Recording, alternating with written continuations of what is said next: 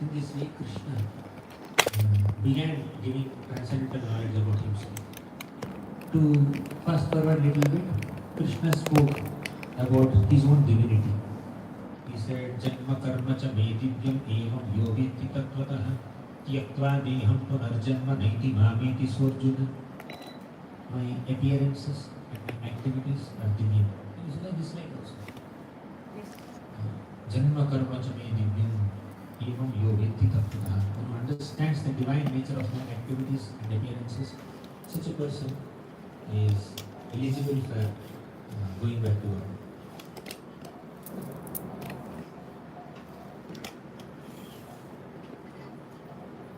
Then Krishna says, why did he appear? When does he appear? Paritranaya sadhuna, yada yada hi dharmasya, and all these things. And he also speaks, Vitaraga bhaya krodham mayamam upashitaha. How many people who have taken shelter of Krishna ultimately reach in Krishna. So he speaks transcendental knowledge about himself. Then Krishna also speaks knowledge of what all he creates. How he is the source of many things. Chaturvarna maya sushnam balakarma bhagasaha. He gives knowledge about how he reciprocates with devotees. Yathamam prapadyante tam satyam bhayamaha. Series of nectar verses. So they just appear there. Then Krishna speaks how different people can attain knowledge in different ways. Brahmacharis attain knowledge by swadhyaya, and some yagnik brahmanas attain knowledge by performing yajna. Like the different categories of people, by doing their prescribed duties, they ultimately attain knowledge. They become more self-realized.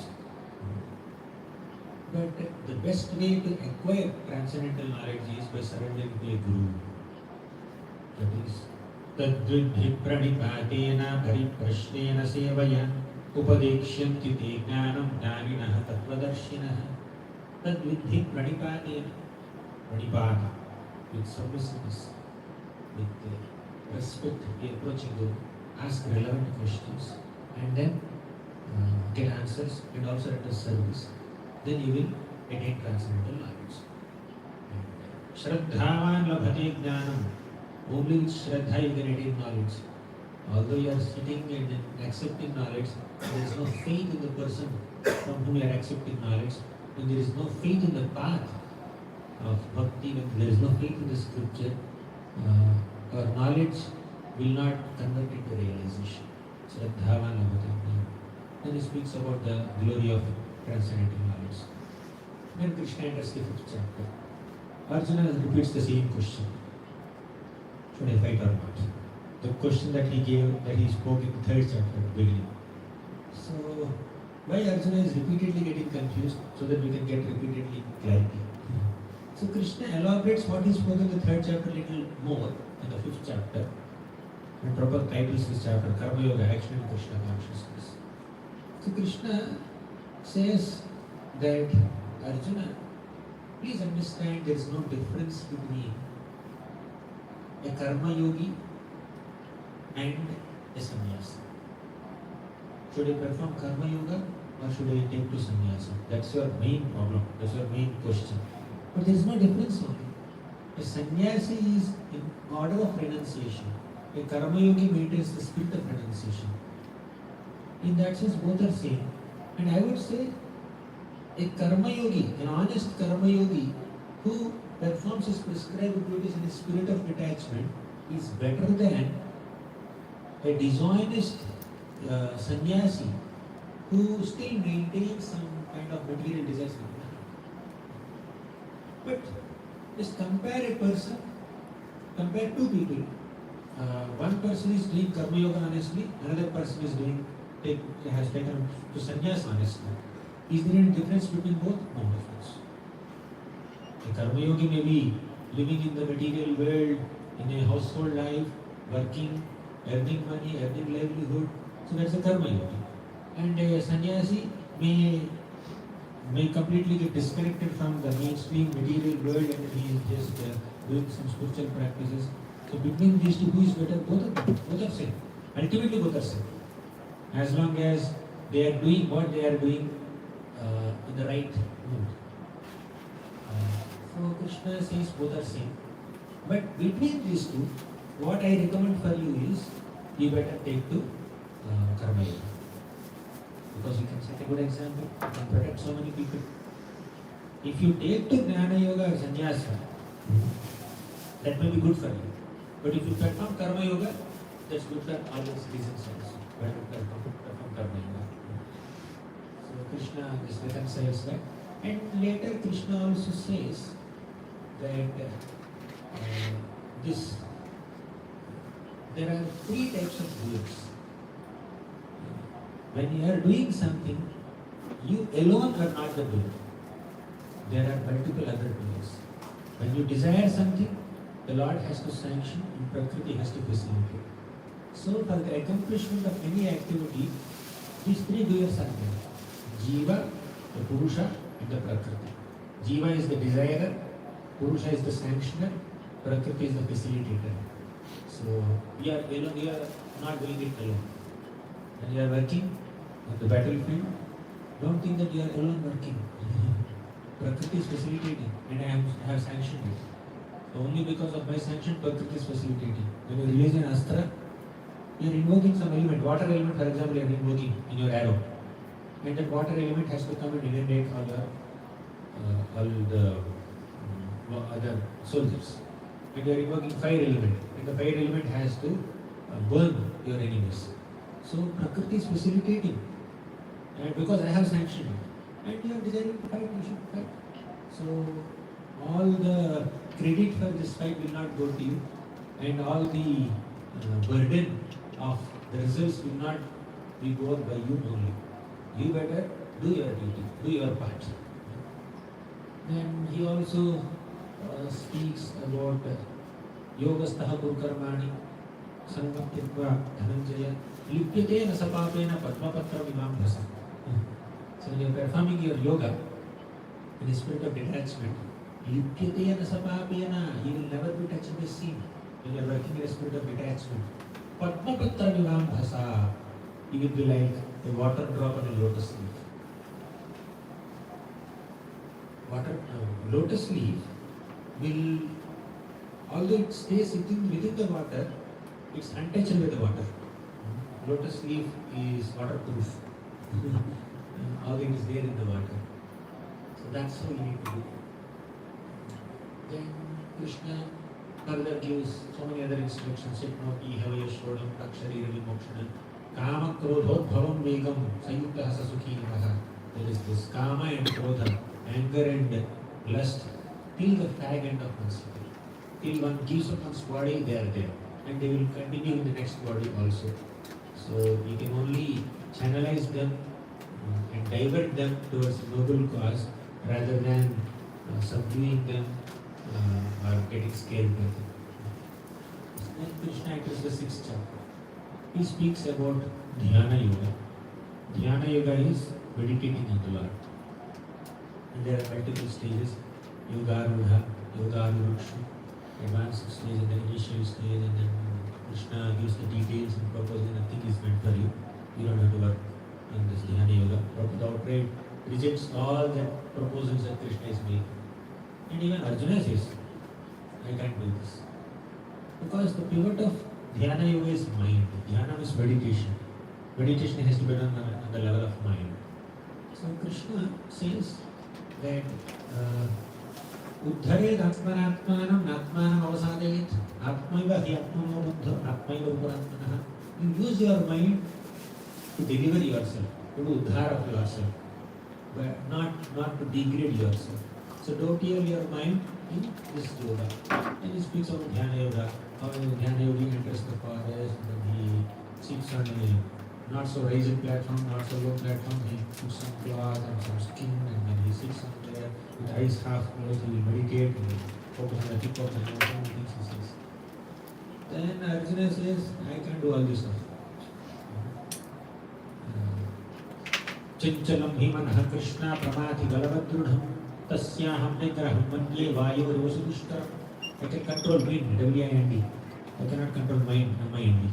If you flip W, it will become Ham. W is easy for me, M is not easy for me. Krishna earlier said, Wherever your mind wanders, bring it back. Yato yato nischalati manaschanchalamasthira tatastato niyamyetat atmanyeva vasham nayet. Whenever the mind wanders, wherever the mind wanders, bring the mind back and put it in yoga. Then Arjuna says, no, I can't do all this. Krishna. Yeah, I know that. That's why I'm telling you to fight. But Krishna, just to complete the yoga, Dhyana yoga part, Krishna says, yes, Arjuna, I understand. It's very difficult. Asamshayam mahabaho mano durnigraham chalam. Asamshayam, undoubtedly, it's very difficult to control the mind. But there is a way. Abhyasa and Vairagya. Keep practicing. And also develop some Vairagya attachment. Then you will be able to accomplish it. And after some time, then Krishna comes to the end of the 6th chapter. He says, Yoginam api sarvesham namadgatena taratmana Shraddhavan bhajate yomam samehittatamo matah. Of all the yogis, the bhakti yogi is the best. One who always meditates on me within the mind, such a bhakti yogi is the best. So after establishing bhakti yoga is the best of all yogis, bhakti yoga is the best of all yogas, and bhakti yogi is the best of all yogis, Krishna begins an elaborate description of bhakti yoga in the 7th chapter. In the 7th chapter, Krishna gives knowledge about himself. He says, Bhumirapo nalo vayuhu khammano buddhirevacha Ahankara iti yamveya bhinna prakritirashchana. Earth, water, fire, air, ether. These are the 5 gross material elements. Mind, intelligence and ego. These are the 3 subtle elements. So these 8 elements put together are part of my material energy. Then beyond this material energy, there is spiritual energy. Apareya vitasvanya prakriti vidhine para jiva bhutam mahabahu yena bhajate jagat. The jiva is exploiting this material nature. He is superior in nature. He is spiritual in nature. He is also prakriti. Jiva is also prakriti. But jiva is addressed as he, saha, means in masculine gender, mainly to indicate the jiva's Purusha mentality. Although Jiva is Prakriti, Jiva has Purusha Svabhava, Purusha mentality. I am the controller, I am the enjoyer, I am the master. This kind of mood is there. Therefore, in the conditioned state, whether the Jiva is in a male body or female body, mentality is male mentality. But constitutionally speaking, whether the Jiva is in male body or female body, Jiva is a female body. And Krishna is only Purusha. All the Jivas are females, Prakriti. But in the material world, all the jivas want to act like Purusha. So that is very clear, very clear. Then Krishna also speaks that he is the taste of water. Rasohamapsukamte prabhasmasishishuryayoho. How he is the active principle of everything that you see in the entire existence, Krishna says that. Then Krishna also talks about 4 types of people who approach Chaturvidha bhajante mam jana sukritino arjuna. Artho jignasuraarthi gnani cha bharatarshabha. 4 types of people approach Krishna. And 4 types of people who don't approach Krishna. Namam dushkritima modha prapadyante naradhama. And only by approaching Krishna, we can come out of Maya. Daivi hiyasha gunamayi mama maya duratteya mameme prapadyante mayami tamtarantate. In this way, Krishna speaks little about bhakti yoga and different types of bhakti yogis who are not pure devotees, but somehow they come to Krishna. That's good. Jana Sukritinojana. Of all these 4 types of Sukritinas, Gnani is the best. So at least that much they are doing, but they are not yet completely pure. Only one who is completely devoid of any simple activities, who is completely pious, they can take to bhakti with full zeal and determination. Then Krishna speaks about few terminologies at the end of 7th chapter, and Arjuna asks, can you please explain these terminologies? In the first 4 slokas of 8th chapter, Krishna explains these terminologies and elaborately describes the process of attaining the Supreme Lord. In the 8th chapter, Krishna says that Antakale cha mameva smaran muktva kalevaram यः प्रयाति समद्भावं याति नास्त्यत्र संशयः अंतकाले च मामेव. One who remembers me at the time of death will definitely come to me. What if somebody remembers something else? They will attain that. Yam yamapi smaran bhavam. But how to remember you at the time of death? Tasmat sarveshu kaleshu mamanusmarayudhyacha. Always remember me and perform your duty of Mukha. Mayyarpita buddhir mame vaishyasa samshaya. You offer your mind and intelligence to me, then you will get me. Asamshaya, there is no doubt. When Krishna says something, there is no doubt. You should not doubt it. And Krishna says something and says you should not doubt it, you should not doubt it at all. Asamshaya. Krishna moves ahead and then he says that Arjuna, different people have different calculations of when to die, when not to die. Uttarayana, Dakshinayana.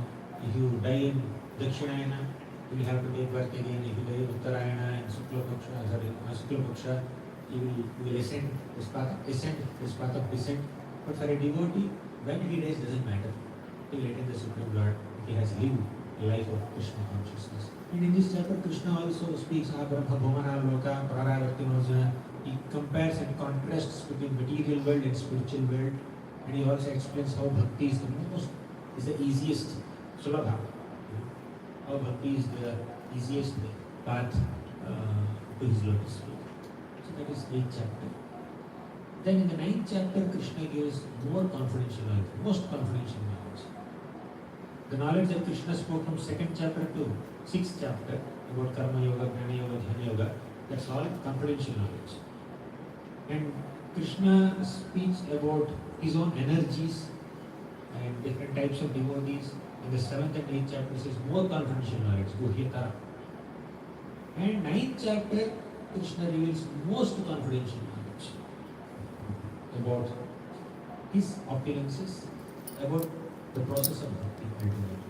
In the 9th chapter, right in the beginning, Krishna says, Idam tute guhyatamam pravakshyam yanasuyave.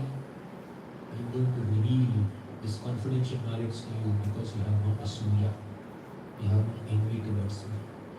Envy blocks our entrance into Krishna consciousness. Envy blocks our ability to understand Krishna's Nama, Rupa, Guna, Leela, Artha. So we should give up envy. Then Krishna also describes the glory of this knowledge that he is going to reveal. Raja Vidya, Raja Guhyam, Pavitra, Vidamuttamam. Pratyakshavadamam dharmyam susukham kantumam yayam. These 8 characteristics of this Rajavidya. Then Manushyanam sahasreshu kasyatyatati siddhaye. So many other things. The rarity of knowledge about Bhakti Yoga also he speaks. Then he speaks about Maya Tadamatam Sarvam Jagadabhyakta Murtina. How Krishna is there in everything, Krishna is not there in everything. Means Krishna is the source of everything. And Krishna is not dependent on anything. That's the point. Morning also we discussed and yesterday evening also we discussed this. Then Krishna also talks about 3 types of worshippers. And also he talks about those who don't worship him. Nama, not this one. He speaks about Avajanti ma mudha manushim talumashita. When I appeared in a human form, some people deride me. So they are foolish people. But there are Mahatmas who do not deride me, but who surrender unto me. Now we discussed half of Bhagavad Gita. We discussed 348 shlokas. And shloka number 350 is Mahatmanastu mam partha daivi prakriti mashrita bhajanti ananya manaso gnatva bhutadi madhyayam. Mahatmas are those people who completely surrender to my divine energy Shrimati Radharani. Mahatmanastu mam partha daivi prakriti mashrita bhajanti ananya manaso. Taking shelter of Shrimati Radharani, they worship me. What else they do? Satatam kirtayanto mam yadantasthardhavrataha. They constantly sing my glories. They constantly do kirtan. That's what is their activity, Mahatma's activity. And there are other worshippers, 3 types of worshippers. Ekatvena, Pratatvena, Bhudha, Vishwanamukha. Ekatvena, they consider God is one. and I am also one with the Lord. That's another problem. Ahankaropasana. Then Prathakvena, they consider multiple gods are there. This is Pratikopasana. They worship different devatas. Bahuda Vishwatomukam. There are some people, this Vishwa is the Lord. Ekatvena, Prathakvena, Bahuda Vishwatomukam. Ahankaropasana, Pratikopasana, and Vishwarupasana. So these three terminologies Krishna says. And he keeps on elaborating them. About Ekatvena people, he speaks in the 12th chapter. About Prathakvena people, he speaks here in the 9th chapter. He already spoke a little bit in the 2nd chapter, 7th chapter also. Basically, he says, if you worship the devatas, you will go to their planets. If you worship me, you will come to my planet. If you worship someone else, you will go to their planet. Depending on your consciousness. Urdhvam gachanti sattvastam adhitishtanti rajasa jaganya gulavrittischa adhogattischa tamata adho gachanti tamasaha. So Krishna speaks about different destinations of different people according to the quality of their consciousness, according to the nature of their worship. Then Krishna speaks about the simplicity of bhakti. Patram pushpam phalam tvayam. That's pure bhakti. But in contrast to that pure dedication to the Lord, there is another concept. That is, Yat karoshi yadashnasi yajjuhoshi dadasi yat tapassasi kaunteya tat kurushva darpanam. This Yat karoshi yadashnasi shloka 9.27, it's not pure bhakti. And it's not so down like karma yoga also, somewhere in between. Patram pushpam phalam tvayam means yoma bhaktya payachad, it's pure bhakti. But if you can't offer things to me with pure devotion, at least do whatever you are doing and offer it to me again. Then Krishna speaks about how he deals with people who deviate from the right consciousness, although practicing devotion and service. That is, apichet suduracharo bhajat evamaranyabha. Then finally Krishna gives his supreme shloka. Manmana bhava vadbhakto vadya jiva namastu mame vaishyashi bhakti pratijani priyosimi. So, Manmana bhava vadbhakto, 18th shloka, 18th chapter also, same shloka comes. It's a change. So you come to me, worship me, always think of me, become my devotee, madhyaji, worship me, mam namastu, offer obeisances to me. Now, if you are always thinking of Krishna and you are not a devotee of Krishna, why Krishna has to repeat Bhavamat Bhakto after Manmana? Because you can always think of Krishna without being a devotee of Krishna also. Kamsa was always thinking of Krishna. Shishupal was always thinking of Krishna. Hiranyakashipu was always thinking about the Lord, but with a negative emotion. But Krishna says, I have a devotional emotion, not a negative emotion. He completes 9th chapter. Then he enters the 10th chapter. There Krishna says that everything emanated from me. Aham sarvasya prabho mattaha sarvam pravartati. Even before that, buddhi jnana vasammoha kshama satyam tamasvaha, all that he speaks is the origin of everything. And he speaks these 4 important shlokas. That is, aham sarvasya prabho mattaha sarvam pravartati. And what is the nature of my devotees? Satatam kirtat, not this. Macchitta madgata prana bodhayantaha parasparam kathayantascha mam nityam tushyanti charamanti cha. Devotees are those people who constantly discuss about Krishna. Further, Krishna also says, one who worships me, Vijatam Priti Purvatam, I will give them the necessary intelligence by which they can come to me, Tadami Buddhiyo, and I will destroy their ignorance within the heart. Tesham Vivanutam Partha Aham Ajnanam Tamaha Nashayami Atma Bhavasto Bhanavityana Bhasmata. I will illuminate their hearts with the lamp of knowledge and I will destroy the darkness of their ignorance. Then Arjuna says, dear Lord, you are so great. Param Brahma, Param Dhama, Pavitram, Param Bhavan. You are so great. And not only me, everybody says the same thing. But I want to know more about your opulences. Can you please tell me? Then Krishna says, my opulences are unlimited. How can I tell everything? But in the battlefield, they have to fight immediately, in few minutes. I already finished 20 minutes and 25 minutes of class. I only have 20 minutes left. But I will speak something. Then he speaks that he is the prominent of multiple things in this world. Basically, nothing in this world can exist without the Lord. The Lord is the source and sustenance of everything. So Krishna, instead of saying that I am everything, he says I am the best of everything. So I am the sun amongst all the luminaries, and the moon amongst the stars, and the Meru mountain amongst all the mountains. He speaks many things, and then he says, Yad yad vibhuti matsattam srimad hurjitameva va tattadevava gachattam mama tejom sambhavam. Please understand that anything beautiful, anything grand, anything opulent is just a spark of my splendor. What is the use of saying so many things more than this? Everything is a spark of my splendor. Then Arjuna says, you spoke a lot about your opulences. Can you show? Not in a challenging mode. Arjuna spoke because in future people may complain that Krishna only spoke about his greatness, he did not display his greatness. So on our behalf, Arjuna said, can you please display these opulences that you are talking about? And Krishna said, oh really? You need 3D glasses for this. Or you need 10D or 1000D or 100D glasses for this. I am giving you Divya Chakshu. So he respects glasses to Arjuna. Actually speaking, Arjuna had a better vision than the vision that Krishna has given. Because Arjuna was always seeing Krishna as his beloved friend, beloved master, cousin. That's a advanced vision than seeing Krishna as the universal form, classical universal form. So Krishna kind of brought Arjuna's vision down to a more majestic flavor. So now Krishna started displaying everything in the universe. He showed his universal form. All the elements of the universe are displayed to Arjuna at one point, where Arjuna saw the elements of the universe as the faces of the Lord, the eyes of the Lord, the legs of the Lord, the thighs of the Lord, the hands of the Lord. And everything in the universe is visible at one place.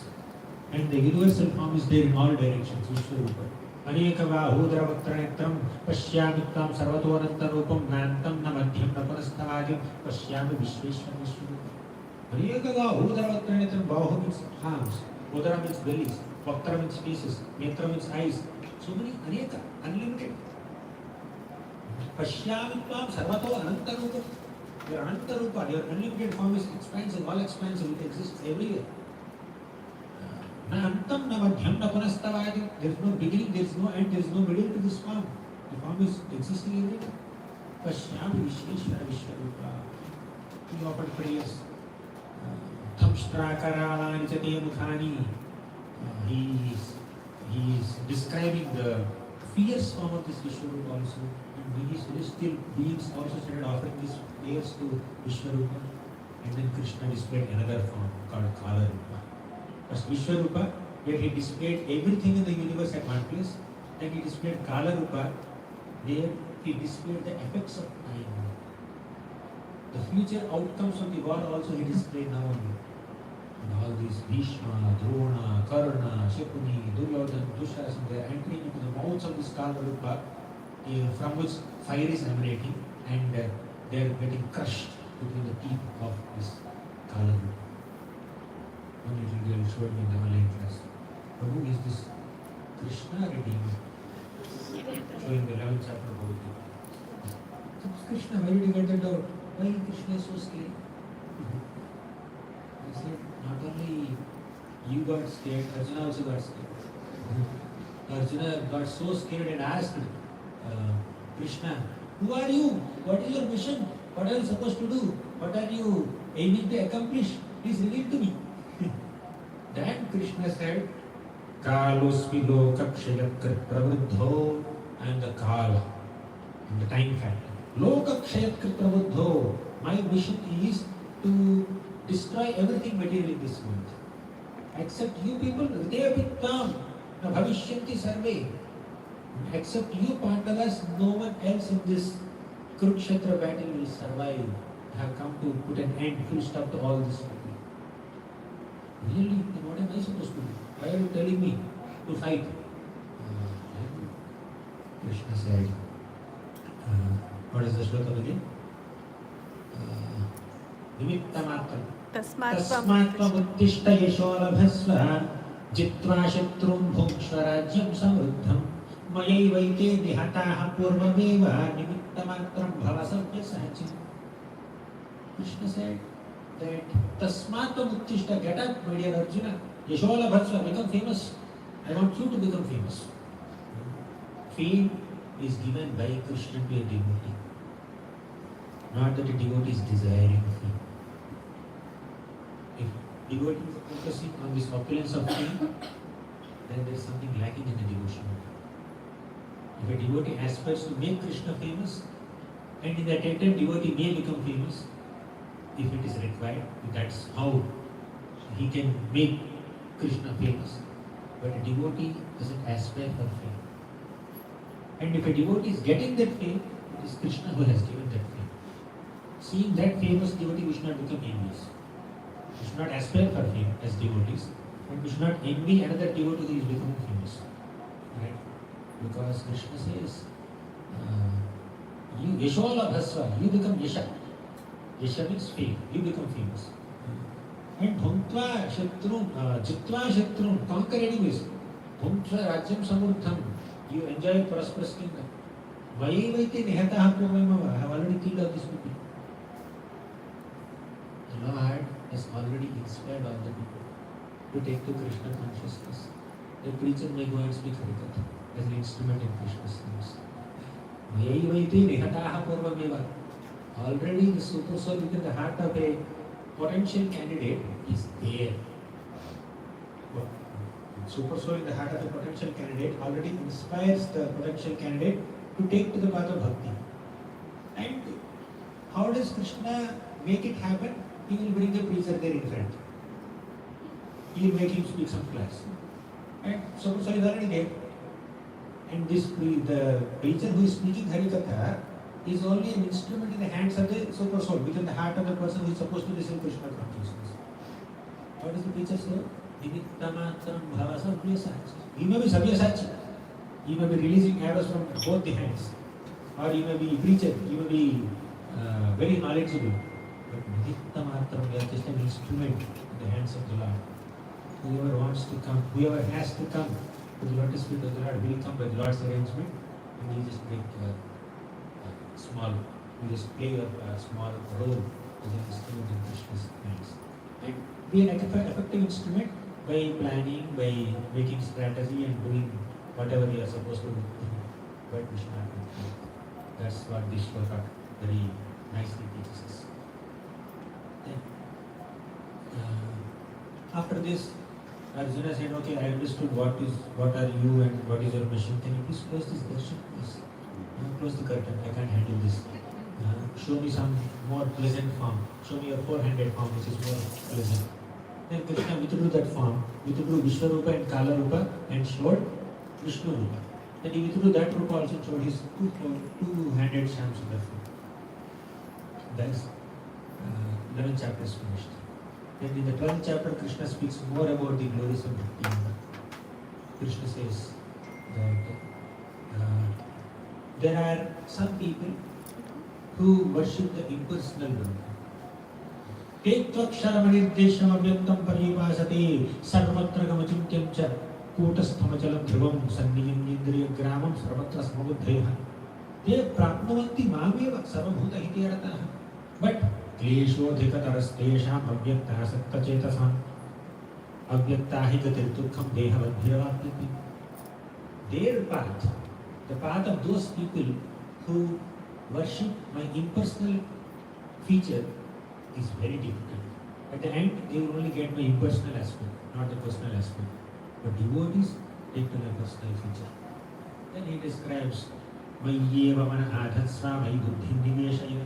You engage your mind in me. That is called smaranatmika bhakti. If you can't do that, then engage your intelligence in me. Understand my tattva. And if you can't do that, do adhyasarapa bhakti. Engage your senses in my service. Then he gives progressive levels of this bhakti. Then he also describes the qualities of a person who is very dear to Krishna. He describes different qualities of a devotee like satisfaction, gratitude, equanimity, humility, tolerance, all this. That's how 12 chapters completed. So this is the Bhakti Yoga section. Then in the 13th chapter, Krishna explains 6 terminologies. One is Kshetra, that is the body. Second is Kshetrajna, the knower of the body. There are 2 knowers of the body, the soul and the super soul. Soul is the knower of only one body. Super soul is the knower of all bodies. And soul doesn't know one's own body completely, but super soul knows everything about everybody. So that is Kshetra, Kshetrajna. Then he also talks about Purusha and Prakriti. So Prakriti is the material nature. Purusha is again 2 types. One is the Supreme Lord himself. Second is the Jiva who has the Purusha mentality. Then third, Krishna speaks about Jnana and Jnaya. Jnana means knowledge. Jnaya means the object of knowledge, that which is supposed to be known. That is knowledge about matter and spirit only. And Krishna also describes the process of cultivating knowledge. Amanitvam, adambhitvam, ahimsa, kshantirajyavam. He gives a list of qualities that are required for someone who is supposed to cultivate knowledge. First quality is humility, pridelessness. That is the 13th chapter. In the 14th chapter, Krishna talks about the 3 material modes. Sattvaguna, Rajoguna, Tamoguna. He says Sattvaguna people, they are more knowledgeable, more detached, more clean, etc. etc. Then Rajoguna people, they are more passionate, ambitious, irritable, angry, etc. etc. The Tamoguni people, they are confused, bewildered, lazy, inactive. And Krishna also talks about multiple qualities of these 3 modes and the destinations that people attain after their deaths when they operate in one of these 3 modes prominently. And Krishna also describes how there is a fight between the 3 modes. All modes are fighting for prominence always. I will become prominent, I will become prominent. But there are certain times where some modes are naturally prominent, intrinsically prominent. But although the time is in some mode, for example, Brahma-muhurta time is in Sattvaguna, but the individual is not active in that Brahma-muhurta. He cannot access that Sattvaguna. Tamoguna is active in the night time. If someone is active in night time, he is accessing Tamoguna. But one becomes inactive in Tamoguna, he sleeps. Preservates the body. Tamoguna is also required to maintain the body. So he sleeps, then he becomes active in the morning time. So such a person is more on the path of self-realization. But ultimate aim is to come out of this material modes completely by practicing Bhakti Yoga. Mam cha yogyabhicharena bhakti yogena sevati sagunan samati chetan brahma bhuyaya kalpati. So one who wants to come out of the material modes completely must perform abhyabhichareni bhakti, means unmotivated devotional service to Krishna. Then in the 15th chapter, Krishna gives Purushottama Yoga. 15th chapter is very small, only 20 shlokas, but Krishna gives various things. Initially, he compares this material world as a tree, a cosmic tree that has roots upside and branches down, going down.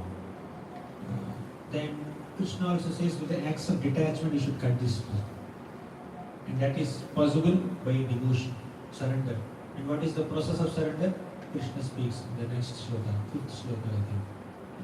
Nirmana moha jita sangadosha adhyatma nitya vinimukta kamaha dvandvaya vimuktaha sukha dukkha samnir gacchantya mudhaha padamam viyanta nirmana moha jita sangadosha.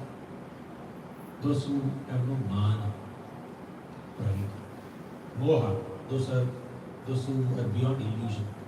Jita sangadosha, they have conquered the faults of faulty association. Adhyatma nitya, constantly rooted in their spiritual consciousness. Vinivritta kamaha, devoid of all material desires. Dvandvai vimuktaha, free from all dualities. Sukha dukkha samne, transcended happiness and distress and material pain. Gachanti amudhaha padamam kiyamtat. Such a person can attain padam avyayam, the inexhaustible and infallible padam position in the spiritual world. And what is the glory of that spiritual world? न तद्भासयते सूर्यो न शशाङ्को न पावकः यद्गत्वा न निवर्तन्ते तद्धाम परमं मम. He says sun and moon need not illuminate that reward. People are self-indulgent. That does not mean sun and moon don't exist in the spiritual world. Sun exists in Goloka, moon also exists in Goloka, but their existence is only to enhance the flavor of Krishna's pastimes, and not that the spiritual world or people in the spiritual world are dependent on the existence of sun and moon. They are assisting the pastimes of Gopas and Gopas. Even time also exists, but time doesn't deteriorate. It's not like Kalos Lokakshetri Prabhupada. Their Kala is there. Krishna says, at so much time I'll come to you, my dear Radharani. He doesn't come. And Radharani becomes really upset. Time is there. Morning time is there, evening time is there. That's only to enhance the pastimes in the spiritual world. Wind is there. Presiding deity of wind is there. But it's not a post. The Lord is appointing some devotee to facilitate these pastimes. Anyways, then Krishna also talks about how he is the super soul of all living beings. How he is the knower of Vedanta. Sarvasya chaham hridi sannivishto mattah smritirjnanamohanam cha vedaischa sarvair ahameva vedyo vedanta kritveda videva chaham. Sarvasya chaham hridi sannivishto. I stay within the hearts of all living beings. Mattah smritirjnanamohanam cha. It's only from me. Knowledge, remembrance and forgetfulness are coming. And the knower of Vedanta, compiler of Vedanta, by studying all the Vedas, I am to be known. Many things he says, Mamai Mamsho Jivaloke Jivabhuta Sanatana. Many nectar verses are there in this chapter. The 16th chapter.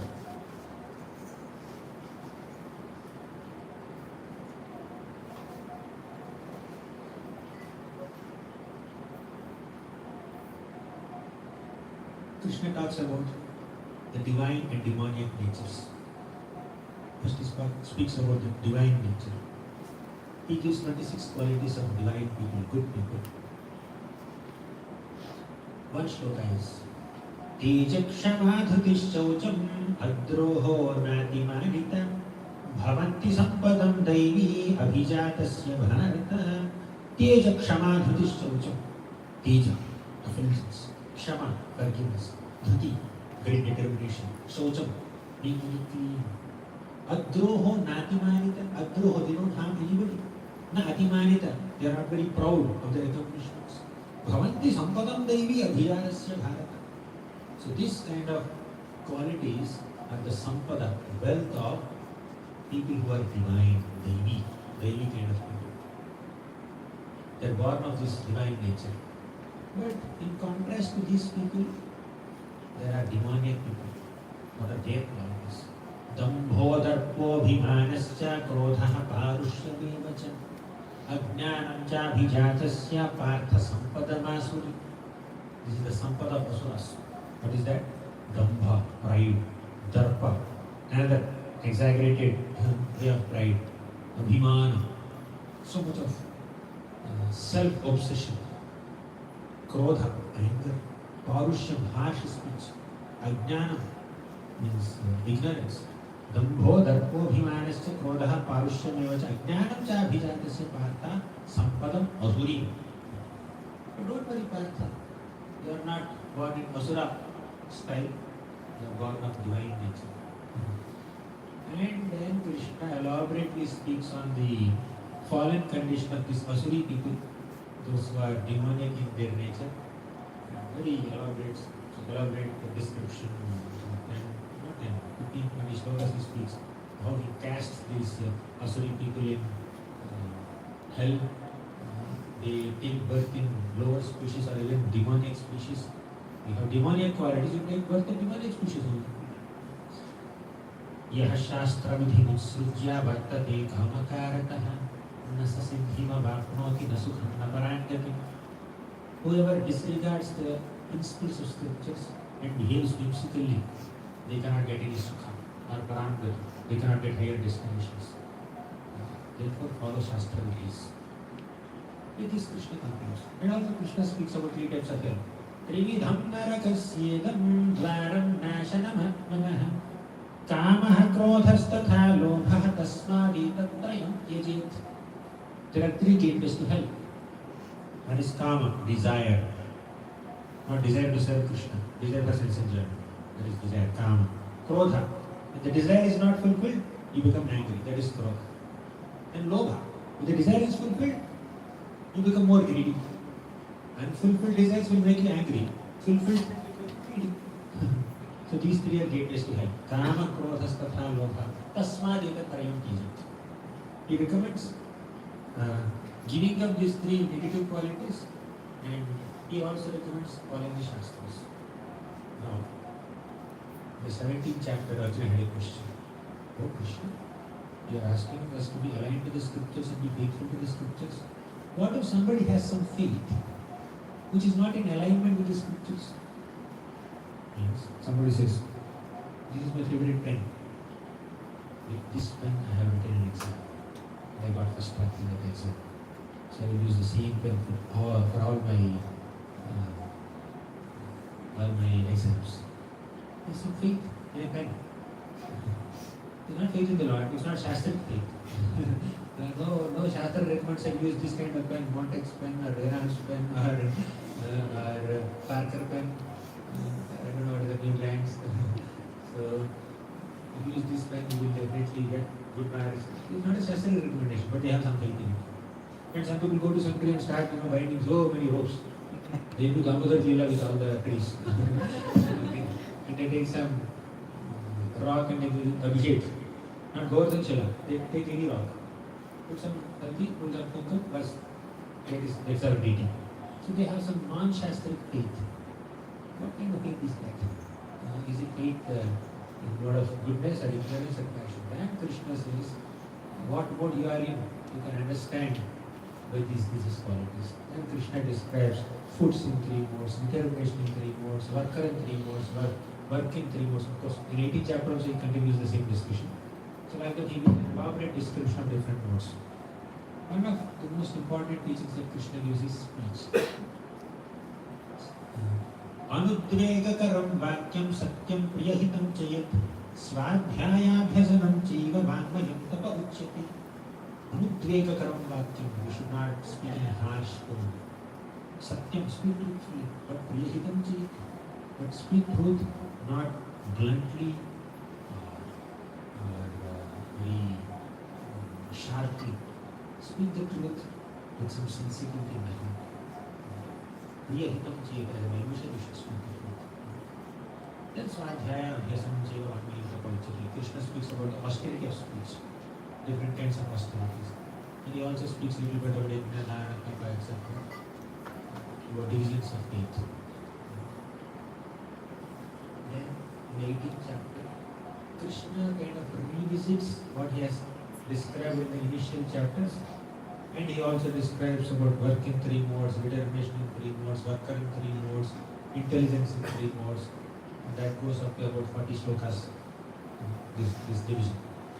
Then at the end, Krishna also speaks about the four types of varnas, Chatur Varna, Mayasasham, Karma, Bhagasham, in connection with the modes. The Brahmana is prominently in Sattva-guna, with Rajoguna as a secondary mode. The Kshatriya is prominently in Rajoguna, with Sattva-guna as a secondary mode. The Vaishya is prominently in Rajoguna, with Tamoguna as a secondary mode. The Shudra is prominently in Tamoguna, with Rajoguna as a secondary mode. Like that, Krishna describes the four varnas in connection with three material modes.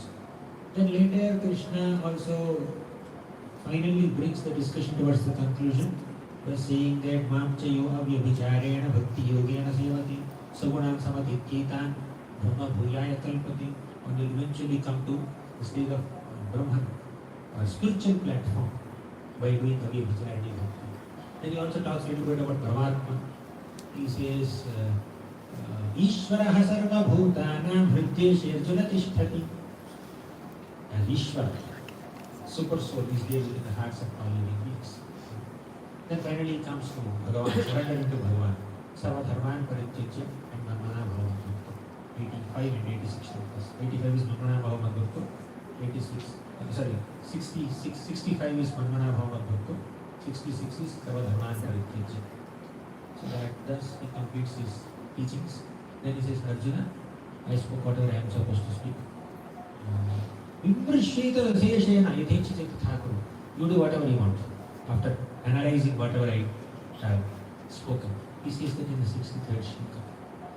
Then in 65 and 66 shlokas, he understands that although I told Arjuna to do Yatechasti Tathakuru, he is unable to figure out the conclusion. Let me summarize the conclusion.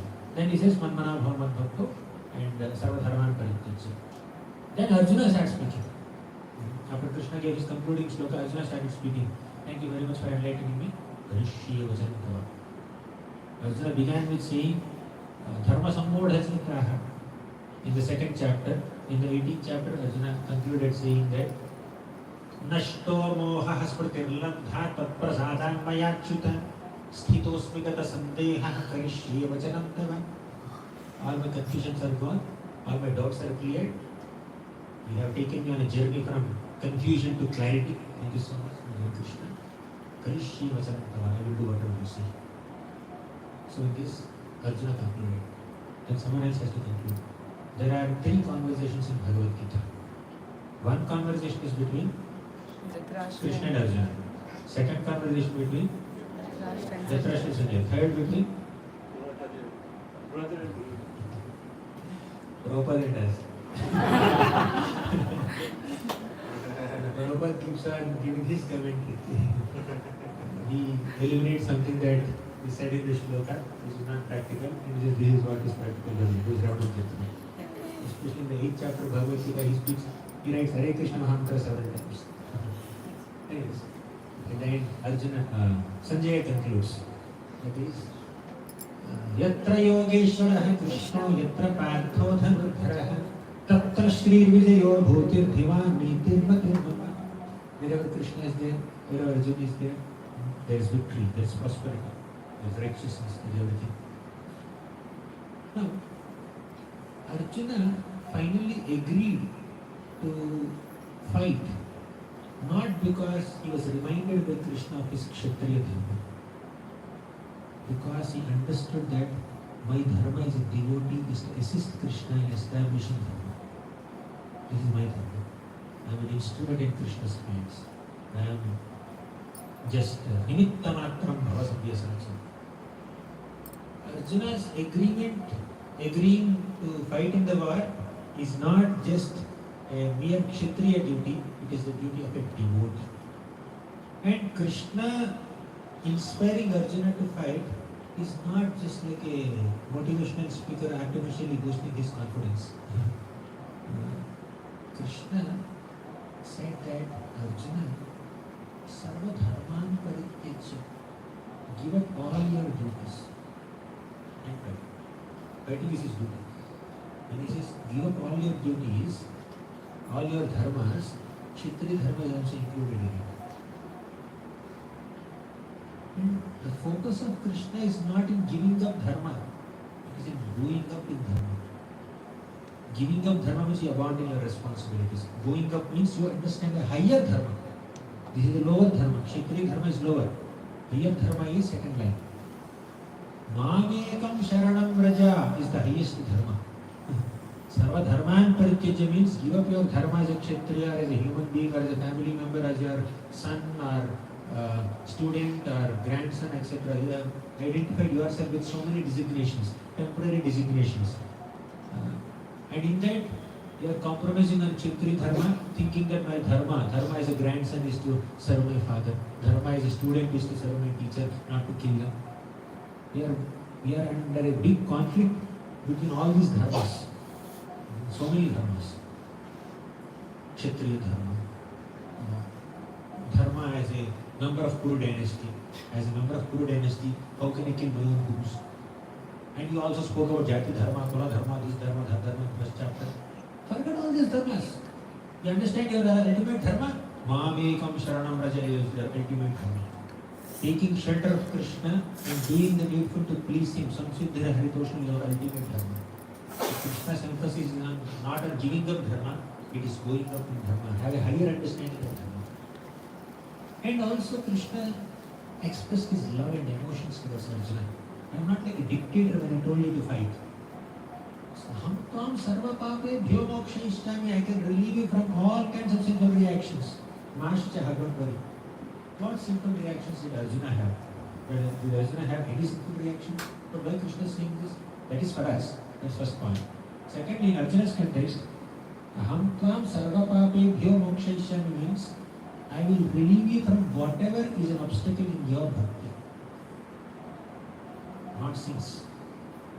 Whatever is obstacle in your bhakti, whatever confusions are blocking you in performing this service of fighting in the war, that I will do. Because participating in this war is part of bhakti. In this way, Arjuna is guided by Krishna, and Krishna is not acting like a dictator. Krishna acknowledges our freedom.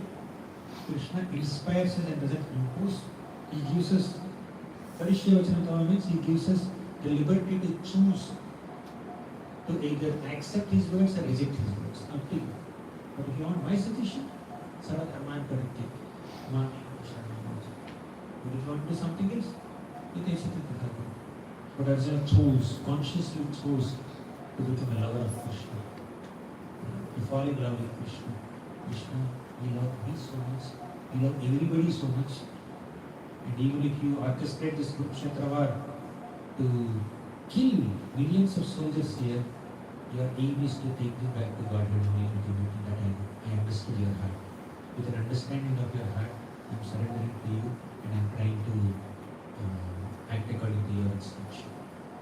Thus, Arjuna said, Srimad Bhagavad Gita ki jai, Srimad Prabhupada.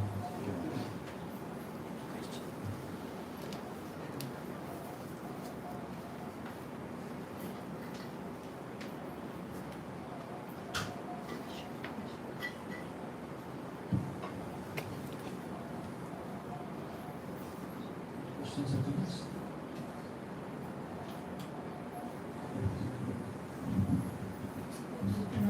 Thank you for the wonderful class summary of entire Bhagavad Gita. Could you please, could you please enlighten us the small difference between Buddhi Yoga and Bhakti Yoga?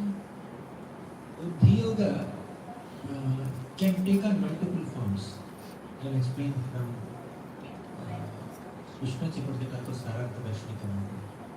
The word Buddhi Yoga is a neutral word. Buddhi means intelligence. Yoga means connection with the Lord. You engage your intelligence in ultimately making a connection with the Lord. And that intelligence can be spiritualized intelligence, or it can be like an intelligence that is doted to perform your regular duties. The Buddhi Yoga in the second chapter is basically Karma Yoga, Nishtama Karma Yoga. You are attached to the work. Yes. You are attached to the work. You want to do that work. And you are also detached from the results of the work. And you are using your intelligence to perform your work nicely and offering the results at the end. That is good. That is Buddhi Yoga, which is Nishtama Karma Yoga in the second chapter. But when in the 10th chapter Krishna said, Tesham Satata Yuktana Bhajatam Priti Purvakam Dadami Buddhi Yogam, that Buddhi Yoga is not Nishtama Karma Yoga, that is Bhakti Yoga. So Buddhi Yoga is like a neutral term which can take up the shape of Nishtama Karma Yoga or Bhakti Yoga depending on the context. For example, Atma word is there. Atma word can take up multiple meanings. Uddharet Atmanatmanam Atmanam Apasayet. Krishna said Uddharet Atmana Atmanam. Means you elevate your soul using your mind. Don't degrade the soul using your mind. So in the same shloka, in the same line, the word Atma has two different meanings. One Atma is soul, one Atma is mind. Similarly, Buddhi Yoga, in the second chapter is Nishtama Karma Yoga. And Buddhi Yoga in the 10th chapter is Bhakti Yoga. And Buddhi Yoga in 2nd chapter also can be taken as Bhakti Yoga. Because when Krishna said, Traigunya Vishayamena Nistraigunya Bhavarjuna, the Karma Yoga is under the purview of Traigunya. But when Krishna said Nistraigunya Bhavarjuna, that is Bhakti Yoga Shloka. Very clear. So Nistraigunya means beyond modes is only Bhakti Yoga. Karma Yoga is under the modes only. Means in that context, the series of shlokas that are talking about Buddhi Yoga, if you give a devotional interpretation, that Buddhi Yoga is also Bhakti. It all depends on the perspective of you seeing it. Thank you very much, Prabhuji. There's one more doubt also, Prabhuji. The 8th chapter, like Om Tat Sat will be there now, Prabhuji. So that also we find difficult to understand, Prabhuji.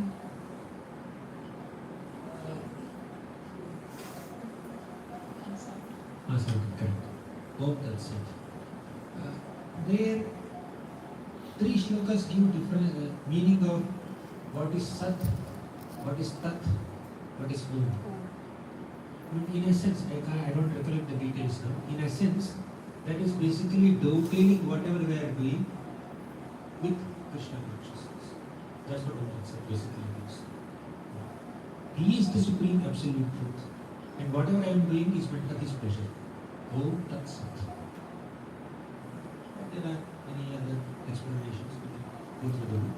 But this is essentially Om Tat Sat indicates a mode of dedication to the Supreme.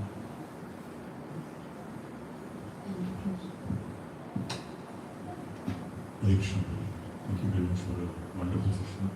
Prabhu, when you were summarizing the 9th chapter, you spoke about Patram Pushpam Karantoyam, which is again purely pivoted on Bhakti.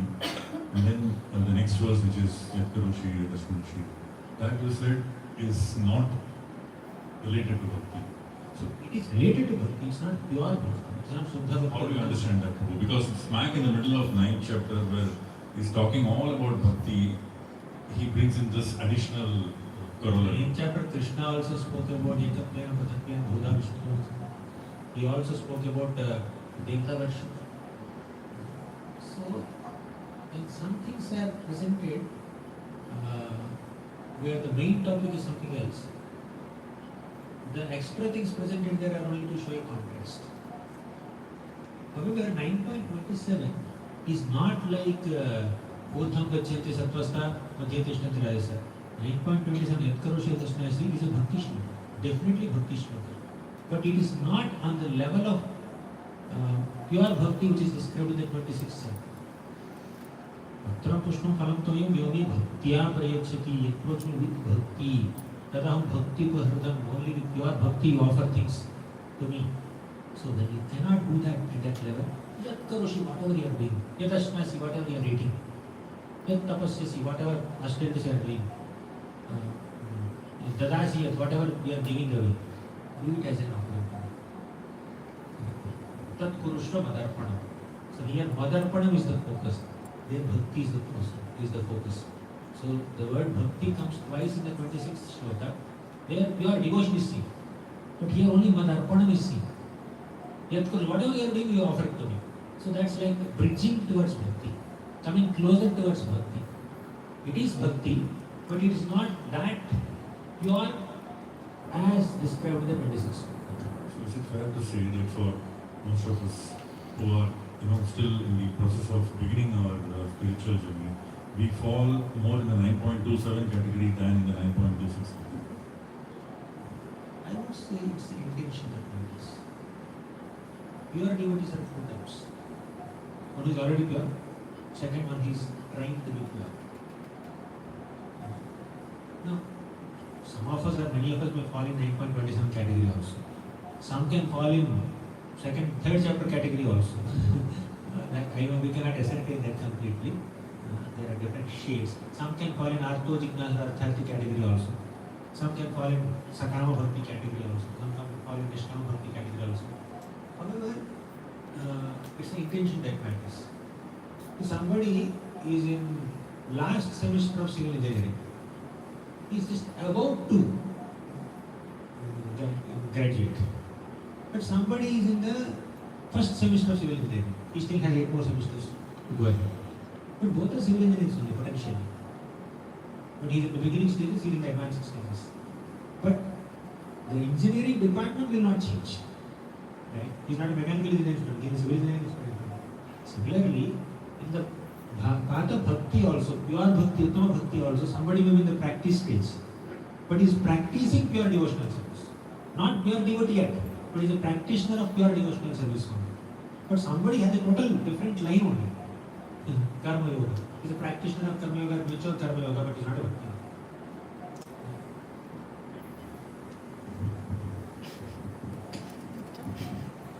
Hare Krishna, Prabhu Gita. Thank you so much, Prabhu. When we were speaking about the yoga ladder, you mentioned that Nishkam Karma yogis, once they reach that level, they will be eligible to go to Jnana Yoga, and from there Dhyana Yoga, and then to Bhakti Yoga.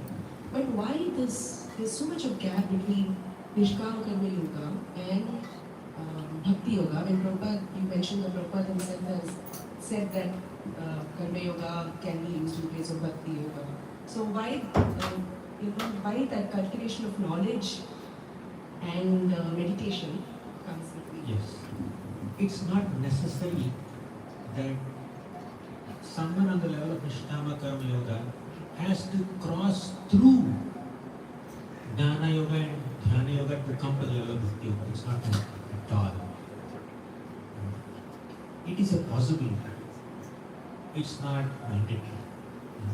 So somebody who is in Karma Yoga, when he understands that Krishna is the Supreme Lord, I should work with devotion and not attachment only, so he can directly come to Bhakti Yoga. So that gap is not a mandatory. It's not that you have to pass through this second grade ke baad directly I want to go to fourth grade. I can't do third grade. If somebody is qualified, they may be taken, but they are rare. But general process is go to second and third and fourth and fifth. That's the general process. That is not the case in the case of this Bhakti, Jnana, and Karma. It's not a progression. Definitely it's not a progression. Shraddha, Sadhu Sangha, Bhajana Kriya, that's a progression.